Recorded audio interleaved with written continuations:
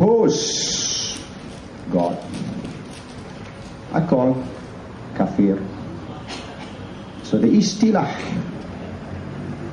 the terminology of Muslim and kafir depends on whether you obey or you disobey God's command.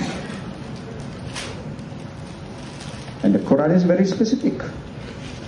Today we talk religion because it's Hari Raya Haji. We don't talk about opposing the government, right? The Quran is very specific. The Quran says the true submitters are those followers of Moses and those followers of Jesus who obey the teachings of Abraham.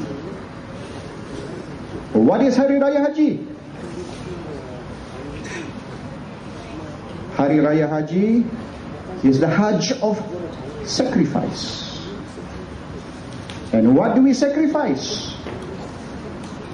Some people sacrifice a goat. Some people sacrifice a cow. Some people have sacrificed their freedom and they are still in community as we celebrate the eve of Hari Raya Haji. We sacrifice our fear of government retaliation by being here tonight. It's a great sacrifice we all make. A few weeks ago, 24 people sacrificed their freedom for one night by getting arrested and being brought over to the police station. That is the spirit of Hari Raya Haji or Hari Raya Korban, which we are celebrating here on this eve tonight. What is the story of Hari Raya Haji?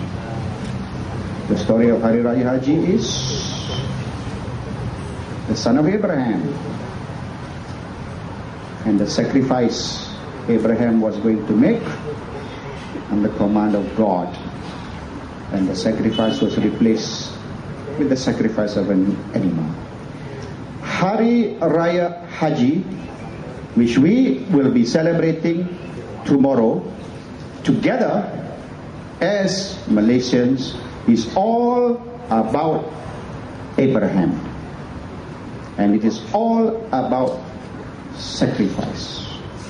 And those 30 people who demonstrated in front of the Bar Council on Monday night know nothing about Islam, know nothing about the Quran, know nothing about God's teaching, and they rant and rave and scream and shout like mad people, condemning to us, we who oppose kezaliman, who oppose draconian and unjust laws like the ISA, which God has forgiven, which the Quran specifically says cannot be applied, and which is upheld by no other than the so-called biggest Muslim party in the world, UMNO. One word which can be repeated 3 times: Munafiq, Munafiq, Munafiq. There's no other way to describe. Continue opposing unjust laws, because according to Islam, which I am confident is also according to all the other religions as well, opposition to unjust laws and unjust governments is God's work. So Hari Raya Haji is not about rituals. Hari Raya Haji is not about going to your friends and relatives' houses to eat until you get fat. Hari Raya Haji is about honoring Abraham's sacrifice, about honoring obedience to God, something which is not in the vocabulary of our leaders. And I hope we will continue and we will grow until such a time the ISA can be demolished. Before I end, I know I've gone on too long as it is. Before I end, I just want you to know, on November the 7th, I was released by the courts. And of course I have to thank my team of lawyers. Haris Ibrahim, one of them.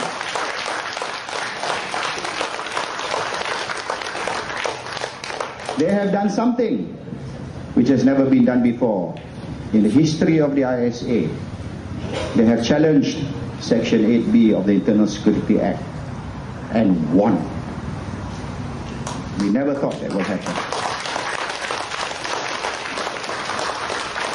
A few days before I was released on the 7th of November, I received a circular from the Kamunting authorities. The Kamunting authorities informed all the ISA detainees, we are all in one section. The next section is EO, Emergency Ordinance detainees, and the other section are the Banduan, the prisoners. There's about 60 of us. There was about another 60 EO and another 200 over Banduan. Roughly, at that time, there was about 300 to 400 in total. There were 400 guards and 400 detainees. I had 9 guards all to myself because I was in solitary confinement. Now, what was the circular about? The circular was to inform the ISA detainees that on Monday, the 10th of November, we are to all pack our things. Not to come home. We are all to pack our things and to be moved to another section of the Kamunting Detention Center.